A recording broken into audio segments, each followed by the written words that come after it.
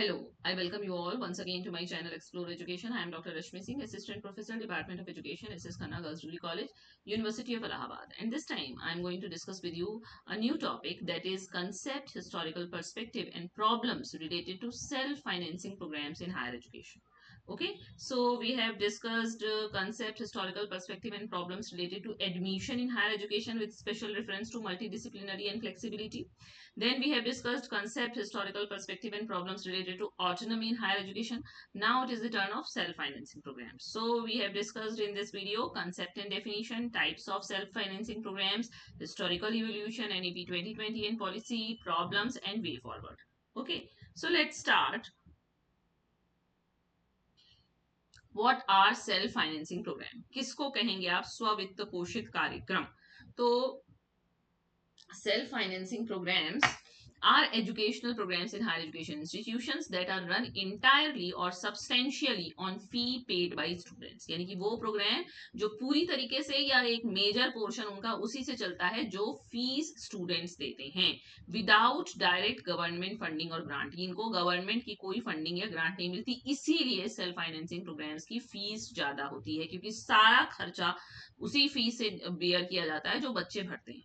The institution recovers its full cost of operation through student fee. सारा operation का फी student सारा operation का खर्चा स्टूडेंट की फी से लिया जाता है, revenue, making the program financially self sustaining. मतलब उस प्रोग्राम को किसी की जरूरत ना हो, जितनी फीस है उसी से टीचर की सैलरी एंड ऑल सब कुछ उसी से हो. They are distinct from government aided और फुल्ली गवर्नमेंट फंडेड प्रोग्राम्स. ये विशिष्ट होते हैं अपने आप में उन प्रोग्राम से जो वित्तीय सहायता प्राप्त होते हैं या पूरी तरीके से गवर्नमेंट फंडेड प्रोग्राम होते हैं. तो ये चार तरीके के हमको प्रोग्राम मिले. एक तो गवर्नमेंट फंडेड है, फंडेड बाय स्टेट या सेंट्रल गवर्नमेंट ग्रांट्स. इनकी फीस बहुत कम होती है क्योंकि ज्यादातर तो इसमें सहायता गवर्नमेंट कर दे रही है, तो स्टूडेंट से फीस देने की जरूरत कम पड़ती है. फैकल्टी की सैलरी गवर्नमेंट से आती है, इसलिए फैकल्टी को सैलरी सही मिलती है, जैसे BA BSc in government colleges. फिर पार्शियली एडेड कुछ होते हैं, इसमें थोड़ा गवर्नमेंट सपोर्ट करती है, थोड़ा स्टूडेंट फीस देते हैं. तो ये मिक्स मॉडल होता है. फैकल्टी तो ऑन गवर्नमेंट रोल्स होता है, मैनेजमेंट हायर्ड स्टाफ होता है. ट्रांजिशनल मॉडल मैनी स्टेट्स में चल रहा है. डीम्ड यूनिवर्सिटी होती है, फुल इंस्टीट्यूशनल ऑटोनॉमी और फीस, यानी कि इंस्टीट्यूशन को पूरी ऑटोनॉमी है कि वो फीस डिसाइड करे, करिकुलम डिसाइड करे. सुप्रीम कोर्ट रिकॉग्नाइज्ड होते हैं. सीन एस प्रीमियम या एलीट मॉडल है. फी कैन रेंज 50,000 से 5 लाख प्रति वर्ष. और ये है सेल्फ फाइनेंसिंग जिसकी हम बात करें, अनएडेड. इनको गवर्नमेंट से कोई सहायता नहीं प्राप्त है, fully funded by student fee, no government salary support. Government इसलिए सैलरी में भी सपोर्ट नहीं करती, इसीलिए सैलरी टीचर की कम होती है, स्टूडेंट फीस ज्यादा देते हैं यहाँ पे. और institution manages all expenditure, example MBA BTech in private colleges. तो बच्चा बहुत फीस देता है लेकिन टीचर को सैलरी यहाँ कम मिलती है. तो की प्रिंसिपल इसका क्या है कि self finance program shift the financial burden of higher education from the state to the individual student पे इसका emphasis चला गया, इस पे का shift चला गया है, with significant implications for equity, access and quality. यहाँ equity की बात आ गई. भाई सेल्फ फाइनेंसिंग प्रोग्राम होगा, कमजोर जो निर्धन बच्चा है, पुअर बच्चा, वो वहां नहीं पढ़ सकता, वो इतनी फीस कैसे देगा? तो आपने एक्सेस रोक दी. क्वालिटी भी इनकी उतनी बढ़िया नहीं होती क्योंकि इतना बढ़िया स्टाफ ये रिक्रूट नहीं करते, और इक्विटी की बात भी यहाँ खत्म हो जा रही है. तो types of self financing programs in Indian higher education में अगर हम बात करें तो self finance courses in aided colleges है ना, government aided college introduce additional self finance programs courses to generate revenue. मतलब गवर्नमेंट एडेड कॉलेज है लेकिन वो कुछ सेल्फ फाइनेंसिंग प्रोग्राम भी चलाते हैं ताकि उनको रेवेन्यू मिल सके, जैसे BCA, BBA, MCA, MSc etcetera.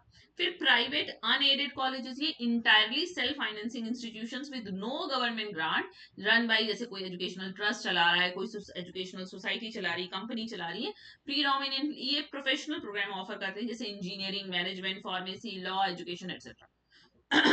Total higher education enrolment का 70% भारत में इन्हीं प्राइवेट अनएडेड कॉलेजेस में बच्चे पढ़ते हैं. फिर कुछ एनआरआई और मैनेजमेंट कोटा सीट होती है, जैसे reserve seat in private colleges to at higher fee. जैसे एनआरआई कोटा 15% एनआरआई कोटा रख दिया तो उसकी फीस और ज्यादा होती है. मैनेजमेंट कोटा, कोई बहुत मतलब अमीर यू कैन से घरों के बच्चे इनमें पढ़ते हैं क्योंकि फीस बहुत ज्यादा है. सुप्रीम कोर्ट रेगुलेटेड ये भी है, fees significantly higher than merit seats. भाई जो मेरिट से आया है उसकी फीस कम रख ली, जिसकी कोई मेरिट नहीं है, बहुत बेकार उसने स्कोर किया है, ठीक है आप इतनी फीस देके मैनेजमेंट कोटा में करा लीजिए. ये इसका हिसाब है. तो ये कॉन्ट्रोवर्शियल है फॉर कॉमोडिफाइंग एडमिशन. आपने एडमिशन को भी कॉमोडिफाई कर दिया, कमर्शियलाइजेशन हो गया उसका. फिर distance and online self finance programmes हैं. जैसे IGNOU, state open universities and private online platforms offer self finance programs through distance on online mode, lower fee than campus program. इनकी फीस कैंपस प्रोग्राम से कम होती है. जैसे Swayam NPTEL courses UGC approved online degree programs have expanded rapidly post 2020, यानी Covid के बाद से इन प्रोग्राम्स की मांग बढ़ी है. Dual degree and add on courses, short term certificate and add on courses offered by colleges alongside regular program. मतलब regular program के अलावा उन्होंने चला दी कुछ एड ऑन कोर्सेज. ये सेल्फ फाइनेंस है, इसमें बच्चा फीस दे रहा है. इंडस्ट्री रेलेवेंट आपने कोर्सेज चला दिए जैसे digital marketing, data analytics, foreign language certificates etcetera. और ये पॉपुलर हुआ है पोस्ट एनईपी 2020 और इससे वोकेशनल इंटीग्रेशन को पुश मिला है क्योंकि हम नए कोर्सेज चला रहे हैं जो वोकेशनली फ्रूटफुल हैं. और international collaboration 2+2 twinning, joint year twinning programmes with foreign universities, ये भी सेल्फ फाइनेंस के हाई कॉस्ट प्रोग्राम है. जैसे यूजीसी फॉरेन यूनिवर्सिटी रेगुलेशन 2023 ने कहा है कि foreign universities, foreign higher educational institutions अपना कैंपस इंडिया में चला सकते हैं तो निश्चित रूप से उनकी फीस ज्यादा होगी. फर्स्ट फॉरेन कैंपस खुला है Deakin university and university of Wollongong का 2024 में. ठीक है. अच्छा, अब इसका हिस्टोरिकल पर्सपेक्टिव देखिए कि और ओरिजिन इसका कैसे हुआ है प्री लिबरलाइजेशन तक और उसके बाद एनईपी 2020 तक. तो pre independence and early post independence यानी कि बिफोर 1956 आप कह सकते हैं कि एंशियंट इंडिया का गुरुकुल और बुद्धिस्ट मोनेस्ट्री सिस्टम और the original self financing educational models, ये भी तो सेल्फ फाइनेंसिंग थे. स्टूडेंट कंट्रीब्यूट करता था, थ्रू सर्विस देता था ये, लेकिन फीस नहीं देता, गुरु सेवा करता था वो. कॉलोनियल इंडिया इंट्रोड्यूस, लेकिन कॉलोनियल सिस्टम जब आया उसने fee based English medium education in missionary and private colleges किया. After independence the dominant philosophy was government funded public higher education और private initiative in education was viewed with suspicion as potentially elitist and commercially motivated. मतलब कि पहले Gurukul system में शिष्य था वो सेवा देता था, फीस नहीं देता था. कॉलोनियल सिस्टम यानी ब्रिटिश सिस्टम आया तो उसने फीस का सिस्टम लगाया. फिर स्वतंत्रता प्राप्ति के पश्चात ये फिलोसफी आई कि नहीं भाई सरकार जो है वो फंडिंग करेगी. और उसके बाद जब प्राइवेट इनिशिएटिव एजुकेशन में आया तो उसको देखा गया कि ये एक तरीके से मनी मेकिंग बिजनेस है. फिर एक्सपेंशन फेज आया जब यूजीसी और एडेड सिस्टम आया कि यूजीसी स्टैब्लिश हुआ 1956 में. किस लिए स्टैब्लिश ही इसलिए हुआ कि वो फंड दे सके और रेगुलेट कर सके गवर्नमेंट और एडेड इंस्टीट्यूशंस को. एफिलिएटिंग यूनिवर्सिटी सिस्टम आया and government grants dominated HE financing. फिर प्राइवेट कॉलेजेस आए लेकिन वो शुरुआत में उनको गवर्नमेंट एडेड फ्रेमवर्क के अंदर ही रखा गया था. कोठारी कमीशन ने ये एडवोकेट किया कि free government funded higher education दी जाए, हालांकि ये हो ना सका. पब्लिक हायर एजुकेशन को एक सोशल गुड की तरह से माना गया था, not a commodity to be purchase. और सेल्फ फाइनेंसिंग वाज मार्जिनल और मिनिमल थी उस समय. फिर आया आपका सेल्फ फाइनेंसिंग के बीज बोए गए एनपी 1986 और फिस्कल क्राइसिस हुआ. Fiscal pressures of the 1980s force government to reduce education expenditure. भाई मतलब कि द्रव्य की कमी हुई तो गवर्नमेंट ने कहा कि प्राइवेट इंस्टीट्यूशन को लाना पड़ेगा क्योंकि हम एजुकेशन पे इतना खर्चा नहीं कर पा रहे हैं. तो नेशनल पॉलिसी ऑन एजुकेशन 1986 ने एक्नॉलेज किया कि need for cost recovery in higher education, कि कैसे हम कॉस्ट की रिकवरी हायर एजुकेशन में करें. इसलिए प्राइवेट मैनेजमेंट को अनुमति दी गई कि वो कॉलेजेस चलाएं विदाउट गवर्नमेंट एड के. तो ये फॉर्मल पॉलिसी हुई सेल्फ फाइनेंसिंग के लिए, यानी कि एनपी 1986 से सेल्फ फाइनेंसिंग कोर्सेज के द्वार खुले हैं. ओके. तो जैसे महाराष्ट्र, आंध्र प्रदेश और कर्नाटका में बहुत सारे प्राइवेट इंजीनियरिंग और मेडिकल कॉलेजेस खुले जिनकी कैपिटेशन फी ज्यादा थी. बाद में ये कंट्रोवर्शियल हुआ, फिर इसको रेगुलेट किया गया. Rajiv Gandhi educational reform signal the beginning of a shift from state dominated to market influenced higher education. मतलब ये एक इसका हम ऐतिहासिक परिप्रेक्ष्य पढ़ रहे हैं. फिर आता है आपका पोस्ट लिबरलाइजेशन हुआ. आप इसको इतना डिटेल में मत पढ़िए, आप देख लीजिए अपने हिसाब से पढ़ लीजिए जिसको जितना आपने आंसर लिखना है, पर ये डिटेल ये इसका आंसर है. 1991 से 2005 चल रहा है. इसमें इकोनॉमिक लिबरलाइजेशन ने प्राइवेट इन्वेस्टमेंट हायर एजुकेशन में खोल दिया. फ्लड गेट्स एकदम बाढ़ की तरह से खुल गए प्राइवेट इंस्टीट्यूशन हायर एजुकेशन में. ठीक है. फिर सुप्रीम कोर्ट रूलिंग और रेगुलेशन आया, उसने कहा कि नहीं भैया हायर एजुकेशन के पास अपहेल्ड, उसने रोका हायर एजुकेशन के राइट को कि वो अनएडेड सेल्फ फाइनेंसिंग इंस्टीट्यूशंस ना चलाए, बल्कि उसको थोड़ा सा लिमिटेड गवर्नमेंट इंटरफेरेंस की बात की गई. ठीक है.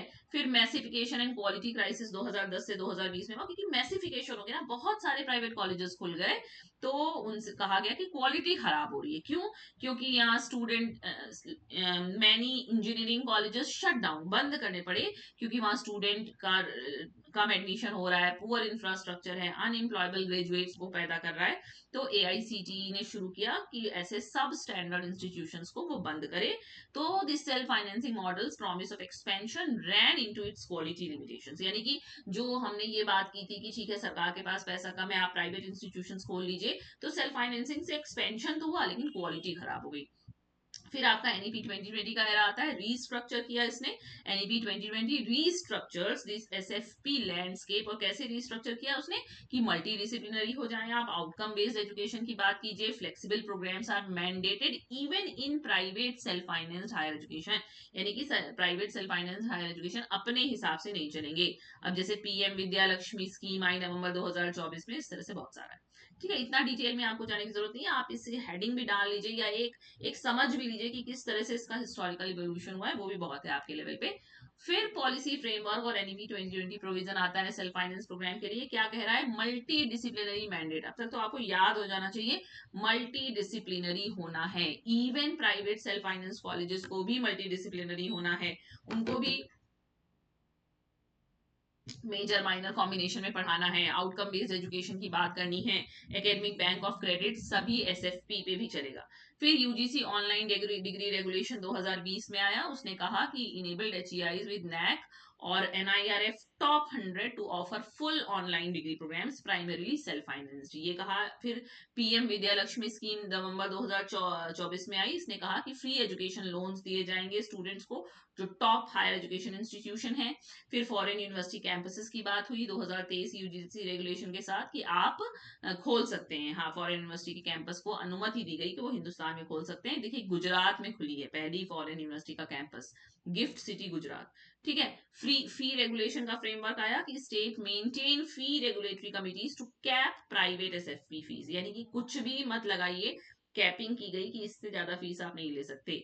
फिर एचईसीआई या विकसित भारत शिक्षा अधिष्ठान बिल है, भाई ये बार बार अधीक्षण बिल छप जाता है, टाइप हो जाता है, कि proposed single regulator for all HEIs including private SFP institutions. Um इसका क्या था कि रेगुलेटरी फ्रेगमेंटेशन जो है, कहीं यूजीसी रेगुलेट कर रही, कहीं एआईसीटी कर रही, कहीं एनसीटी कर रही, उस सबकी जगह एक हम रेगुलेटरी फ्रेमवर्क की बात करें, लाइट बट टाइट। ओवरसाइट इसकी मतलब दृष्टि क्या है कि हम आउटकम्स को रेगुलेट करें, ना कि प्रक्रिया को, मतलब आउटकम सही निकल गया ना, प्रक्रिया के लिए आपको ऑटोनॉमी है। Enables greater SFP flexibility with accountability, इतना ताना बाना है, यानी कि राष्ट्रीय शिक्षा नीति सेल्फ फाइनेंस प्रोग्राम्स पे भी थोड़ा सा उसने एक तरह से आपको कहिए कि एक तरह से अंकुश लगाने की कोशिश की कि आप यहाँ पे भी मल्टी डिसिप्लिनरी होंगे, आप अपने मन से नहीं चलेंगे, ऑनलाइन डिग्री आप दे सकते हैं, है ना। हम थोड़ा सा पीएम विद्या लक्ष्मी स्कीम के तहत मदद भी करेंगे, फॉरेन यूनिवर्सिटी खोलने दी जा रही है, फी को रेगुलेट किया जा रहा है, और एक रेगुलेशन के लिए एक नया बिल आया दिसंबर 2025 में। अब है प्रॉब्लम्स, बहुत सारी प्रॉब्लम है। हाई फी है तो पुअर अपने आप एक्सक्लूड हो गया, commercialisation and profit motive over education, in institutions का काम शिक्षा देना नहीं बल्कि शिक्षा के डिग्री के को बांटते हुए पैसा इकट्ठा करना है, आप सब जान रहे हैं। रैम्पेंट क्वालिटी डेफिसिट हुआ, यानी कि गुणवत्ता में बहुत तेजी से कमी आई, और contractual and under paid faculty रखी गई, एकेडमिक एक्सप्लॉयटेशन, आपने फैकल्टी तो रख ली लेकिन उसको फी आप कम, सैलरी कम दे रहे हैं, कॉन्ट्रेक्चुअल बेसिस पे रख रहे हैं, उनका प्रमोशन नहीं कर रहे हैं, उनकी छुट्टी नहीं है ना। और रीजनल इम्बैलेंस हुआ, क्योंकि महाराष्ट्र, कर्नाटक, आंध्र प्रदेश, तमिलनाडु, गुजरात में बहुत इस तरीके के इंस्टीट्यूशन खुले क्योंकि वहां प्राइवेट सेक्टर का पार्टिसिपेशन ज्यादा है, जबकि बिहार, यूपी, उड़ीसा और नॉर्थ ईस्ट में बहुत कम quality private self finance programmes हैं। ठीक है, फिर रेगुलेटरी फेलियर हुआ, तो क्या हुआ, मतलब उस पर हम नियंत्रण नहीं रख पाए, तो खूब सारे सब स्टैंडर्ड मतलब जिनका स्टैंडर्ड से नीचे हैं इंस्टीट्यूशंस खुल गए। तो यूजीसी एआईसीटी वगैरह ने चूंकि उनका ओवरलैपिंग था उनका रेगुलेशन, तो ये कहा गया कि नहीं भैया इन पे कोई ना कोई हमको अंकुश लगाना जरूरी है। स्टूडेंट डेट, मतलब स्टूडेंट को कर्जा लेना पड़ा, फाइनेंशियल डिस्ट्रेस हुआ, management control and suppression of academic freedom, है ना। बहुत सारे जो प्राइवेट एसएफपी हैं वहां मैनेजमेंट ने x unchecked authority, management trust exercises unchecked authority, मतलब कि उन्होंने मैनेजमेंट का बहुत ज्यादा कंट्रोल इस पे हो गया ना, तो ये भी गलत हुआ। फैकल्टी के not challenge management decision, faculty के पास ये इसमें पावर नहीं है सेल्फ फाइनेंसिंग इंस्टीट्यूशन में कि मैनेजमेंट की डिसीजन को कोई चैलेंज कर सके। तो ये भी एक तरीके से एकेडमिक फ्रीडम का सप्रेशन है, एकेडमिक फ्रीडम कम हो गई। डिक्लाइनिंग पब्लिक फंडिंग हुई, जब पब्लिक फंडिंग मतलब कि सरकार ने शिक्षा में पैसा देना कम किया तो एसएफपी पे डिपेंडेंस बढ़ा। इंडस्ट्री एकेडमिया डिसकनेक्ट हो गया, मतलब कि पढ़ा कुछ रहे, इंडस्ट्री को कुछ चाहिए, तो जो ग्रेजुएट निकल रहे हैं वो उनको रोजगार नहीं मिल रहा है। जेंडर और सोशल डिस्क्रिमिनेशन भी होता है, क्योंकि disproportionately exclude women from disadvantage background, क्योंकि इतनी फीस है कौन पढ़ाएगा लड़कियों को, और वो भी डिसएडवांटेज बैकग्राउंड की लड़कियों को इतने महंगे कोर्सेज में नहीं पढ़ाया जाता हिंदुस्तान में जनरली। राष्ट्रीय शिक्षा नीति 2020 ने compliance burden on resource constrained SFP, लेकिन अब राष्ट्रीय शिक्षा नीति कह रही है कि आप 4 ईयर अंडर ग्रेजुएट प्रोग्राम चलाइए, एबीसी फॉलो कीजिए, आउटकम बेस्ड एजुकेशन की बात कीजिए, मल्टी डिसिप्लिनरी करिकुलम रखिए और डिजिटल इंफ्रास्ट्रक्चर को फॉलो कीजिए। इन सब के लिए इन्वेस्टमेंट चाहिए। तो लेकिन जो छोटे सेल्फ फाइनेंसिंग प्रोग्राम्स है उनके पास फाइनेंशियल कैपेसिटी, फैकल्टी और इंफ्रास्ट्रक्चर नहीं है, तो उसके लिए ये भी दिक्कत है कि वो इन रिफॉर्म्स को कैसे लागू करे। तो वे फॉरवर्ड क्या है, कैसे हम सेल्फ फाइनेंसिंग एजुकेशन को इक्विटेबल और एक्सीलेंट बना सकते हैं। पहली बात तो हमको पब्लिक फंडिंग बढ़ानी पड़ेगी, बजट में हमको शिक्षा को ज्यादा पैसे देने पड़ेंगे, फी को रेगुलेट करना पड़ेगा, इतना नहीं कि कुछ भी पैसा नहीं ले सकते हैं आप, है ना। Link maximum fee to institutional grade, मतलब कि फी उस हिसाब से लीजिए जिस हिसाब से आपकी ग्रेडिंग है, आपकी फैकल्टी की क्वालिफिकेशन है, आपके पास इंफ्रास्ट्रक्चर है। स्कॉलरशिप को इन्हें एक्सपेंड किया गया, लोन के लिए एक्सेस बढ़ाई गई, एक्रीडिटेशन रिफॉर्म को रोबस्ट कर दीजिए, बढ़िया कर दीजिए और तगड़ा कर दीजिए, फैकल्टी की राइट्स को प्रोटेक्ट कीजिए, जो पढ़ा रहा है उसके पास कुछ मिनिमम पे और सर्विस कंडीशन होनी चाहिए, ऐसा नहीं कि आप उसको एक्सप्लॉइट करेंगे। इंडस्ट्री करिकुलम का इंटीग्रेशन कीजिए, इक्विटी मैंडेट कीजिए एसएफपी में, यहाँ पे रिजर्वेशन बेनिफिट बढ़ा दीजिए मैनेजमेंट और एनआरआई कोटा में, और एनईपी 2020 ट्रांजिशन को सपोर्ट कीजिए, क्योंकि ट्रांजिशन ग्रांट दीजिए, टेक्निकल सपोर्ट कीजिए उन छोटे सेल्फ फाइनेंसिंग प्रोग्राम को, ताकि वो एफआई यूपी एबीसी और ओबीई इम्प्लीमेंटेशन कर पाए। तो ये आपके एग्जामिनेशन क्वेश्चंस, ये की टेक अवे कि self financing programme have been the primary engine of India's higher education expansion. इसी से हायर एजुकेशन का एक्सपेंशन बढ़ा है, लेकिन एक्सपेंशन बढ़ा तो, लेकिन इक्विटी और क्वालिटी नहीं बढ़ी। India's journey from state funded public higher education to market driven self financing programmes was driven as much by fiscal withdrawal as by deliberate policy. ये distinction that must be acknowledged. वो कह रहा है चूंकि पैसा higher education में कम दिया सरकार ने, इसीलिए सेल्फ फाइनेंसिंग प्रोग्राम खोलने की जरूरत पड़ी। और 12 मेजर प्रॉब्लम है इसकी। फीस इतनी ज्यादा है, शिक्षा का व्यावसायीकरण है, गुणवत्ता की कमी है, फैकल्टी का एक्सप्लॉयटेशन है, बच्चे को कर्जा लेना पड़ रहा है, रेगुलेटरी फेलियर है, reveal that SFPs need reform not just expansion. आप उसमें सुधार कीजिए, सिर्फ उसकी संख्या मत बढ़ाइए। और एनईपी 2020 का मैंडेट अब तक आपको याद हो जाना चाहिए कि 4 year undergraduate programme, academic bank of credit, multidisciplinary और आउटकम बेस्ड एजुकेशन, ये सब एसएफपी पे भी इक्वली अप्लाई होते हैं, लेकिन बिना फाइनेंशियल और टेक्निकल सपोर्ट के ये समस्या बढ़ा देंगे, न कि कम करेंगे।